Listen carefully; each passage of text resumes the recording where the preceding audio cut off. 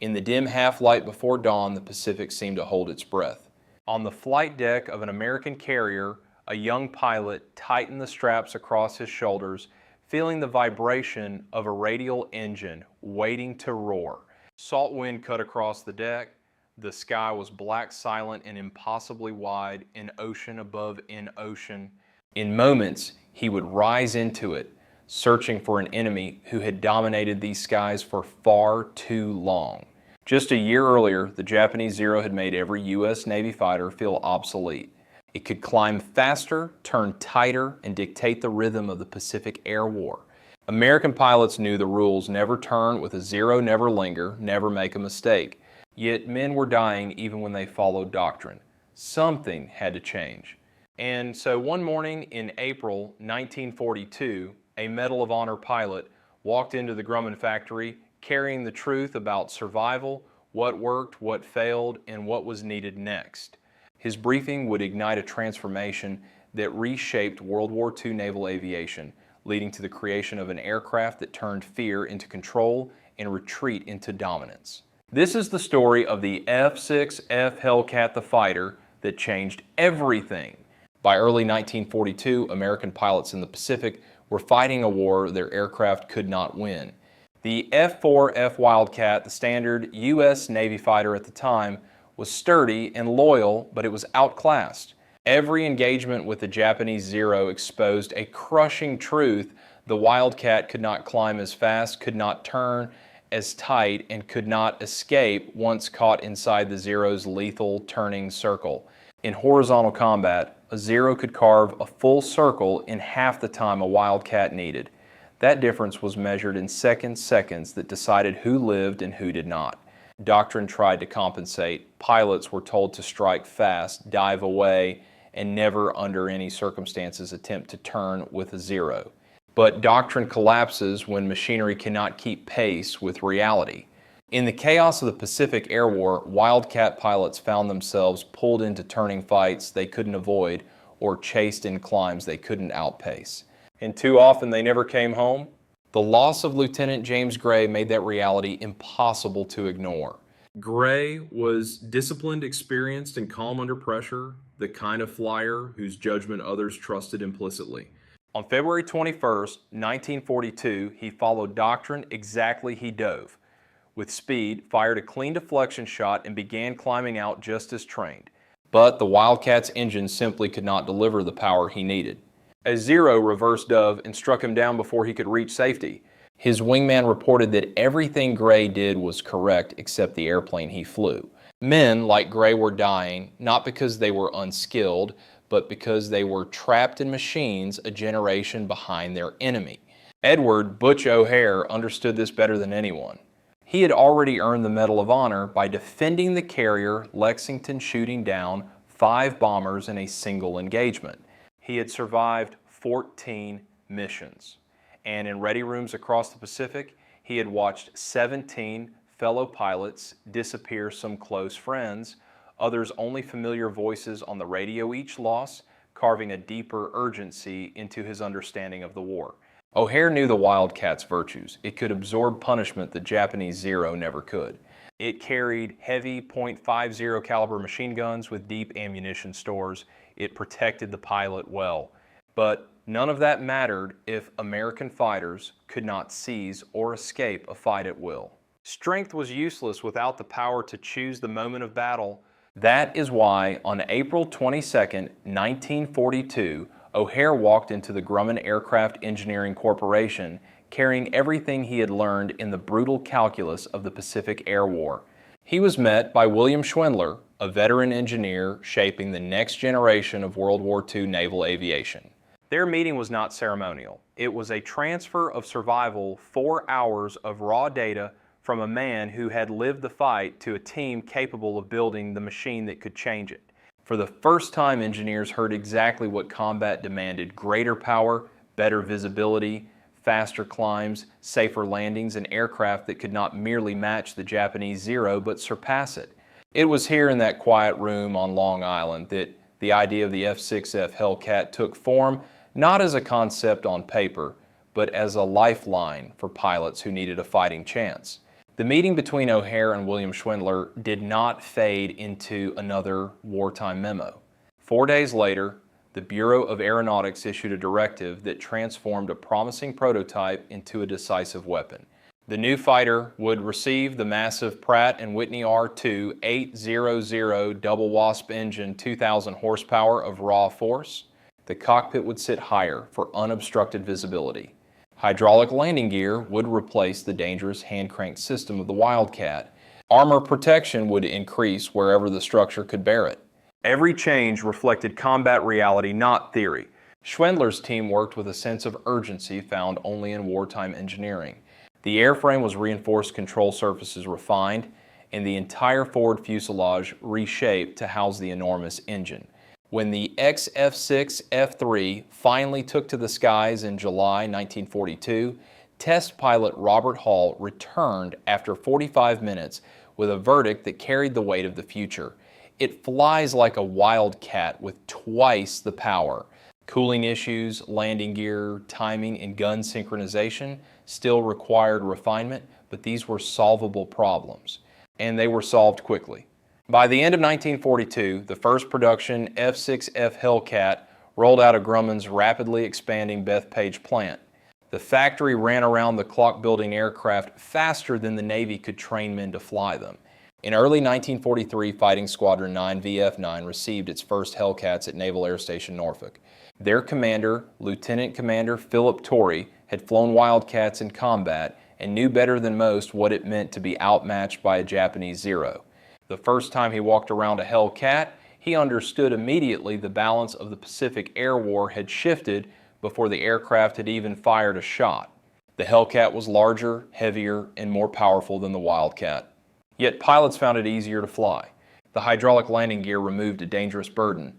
Visibility was vastly improved, and when they advanced the throttle, the R2800 answered with the kind of authority pilots had been begging for since 1942. For the first time, ordinary aviators, not just the aces, felt they had margin maneuverability and the ability to dictate the fight. Training lasted 5 months. Gunnery practice intensified. Formation drills sharpened. Carrier landings became smoother. Pilots learned to manage higher approach speeds and heavier loads, but they did so with confidence. The aircraft's strength and stability gave them room to learn to adjust to survive. On August 31st, 1943, VF9 launched from the carrier Essex in the pre-dawn dark. They formed up with fighters from Yorktown and Independence, the first carrier group in history equipped entirely with Hellcats. The target was Marcus Island, a fortified Japanese outpost guarding a remote corner of the Pacific. As the sun rose behind them, the Hellcats dove with speed the Wildcat could never have achieved. Anti-aircraft guns barked from below, but they were too slow to stop the attack. 6 aircraft were destroyed on the ground in the opening minutes. Fuel depots erupted, radar towers collapsed. And for the first time in the war, American carrier fighters struck a Japanese base without losing the air. Marcus Island was not a large battle, but its meaning was enormous. The Hellcat had entered combat, and it had entered as a predator. The era of retreat was over. A new chapter in World War II naval aviation had begun. The debut of the F6F Hellcat at Marcus Island proved that American pilots finally had a machine worthy of the fight, but the true test came in the battles that followed, moments when the Hellcat met the Japanese Zero in open combat and rewrote the rhythm of the Pacific Air War. In September 1943, Hellcats from the carrier Independence intercepted a Japanese flying boat near Howland and Baker Islands. It was a small engagement, 2 American pilots coordinating to bring down a single aircraft, but it marked the Hellcats' first aerial victory. A month later, during the raid on Wake Island, they faced 34 Zeros. The fight was sharp and violent.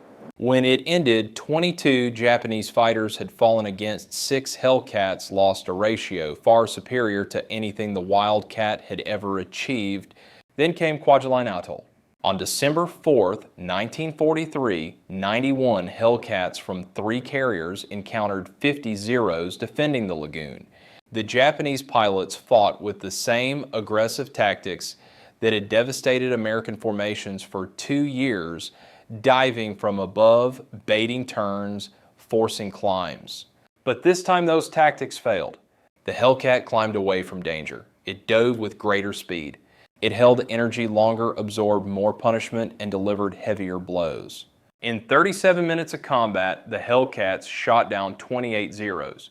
Only 2 American fighters were lost. For the first time, the performance gap had reversed. The hunter had become the hunted. Yet even in triumph, the war delivered its own cruelty.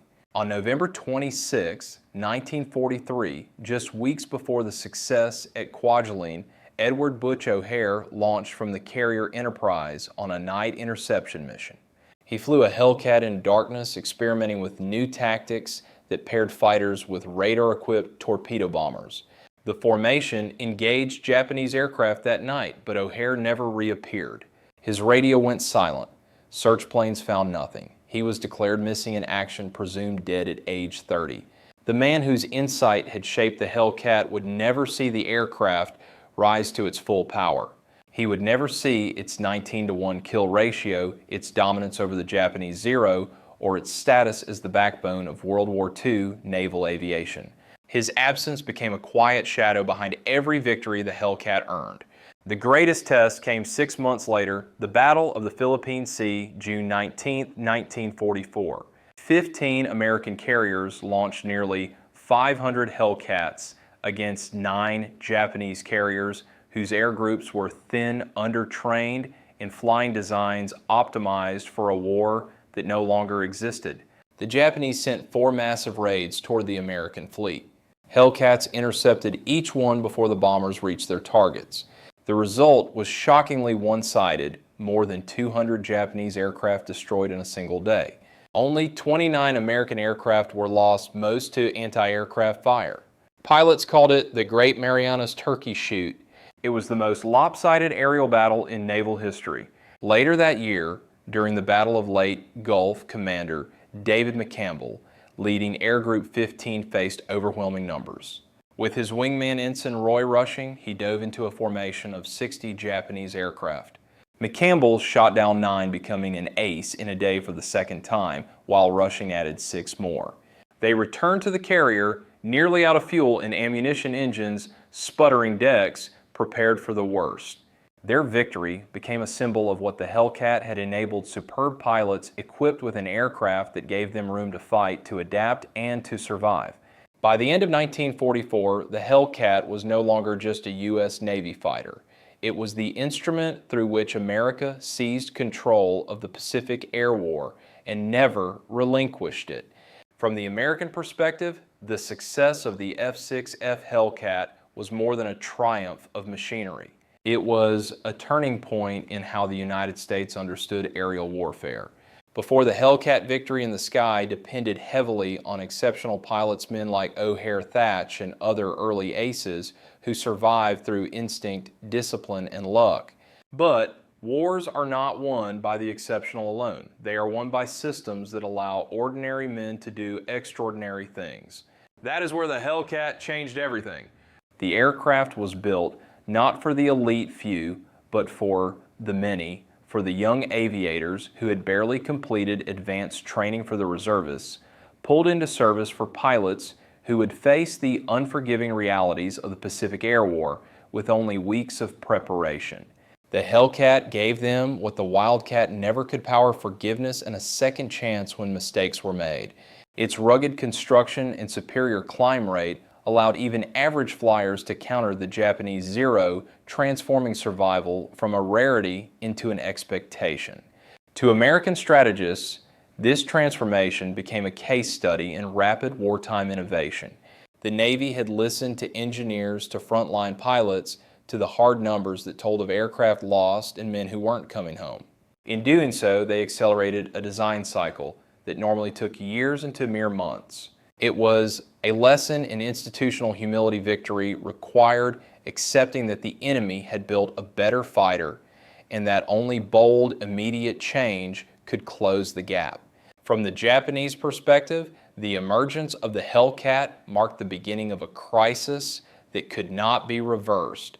Their aviation doctrine had been built around the strengths of the Japanese Zero lightweight, highly maneuverable, and devastating in the hands of elite pilots. But by 1944, those elite pilots were largely gone sacrificed in the Solomon Islands and at Midway.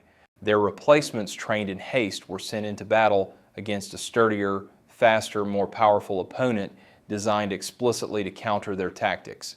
The result was catastrophic. Cautious pilots surrendered the initiative. Aggressive pilots gambled and lost.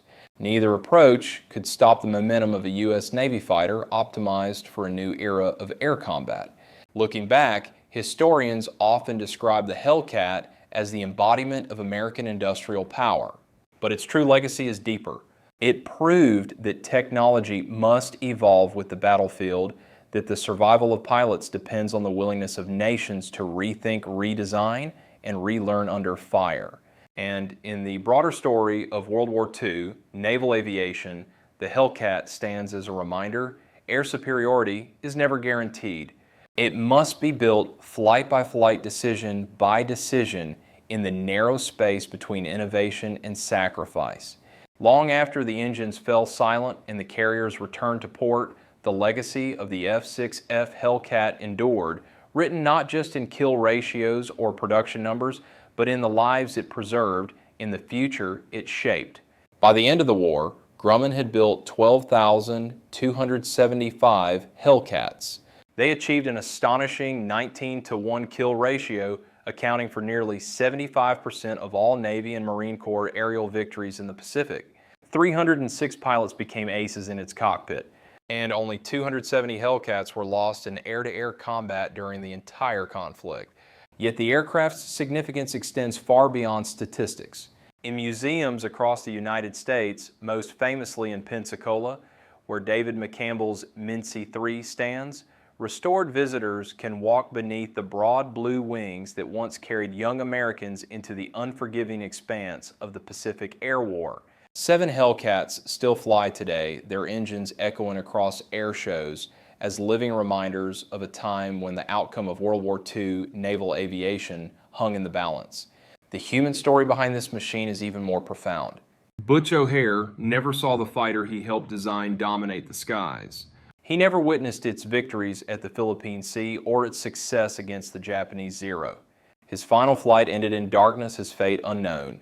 And yet, his legacy lives on in the airport that bears his name in the Wildcat displayed in Chicago, with Japanese flags marking his triumphs, and in every Hellcat that took flight with the improvements born from his 4-hour meeting at Grumman.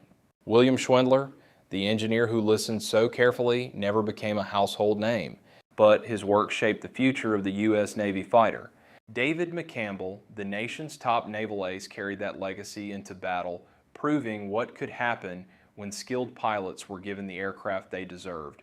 Together, their stories form a single truth: victory in war is not the result of chance or heroism alone, but of learning honest, urgent, and often paid for in blood. And as the last surviving Hellcats lift into the modern sky, they remind us that the struggle for air superiority is timeless. The lessons of their creation, humility, adaptation, and the courage to change remain as relevant today as they were in 1942. Before we close this chapter, I'd like to hear from you.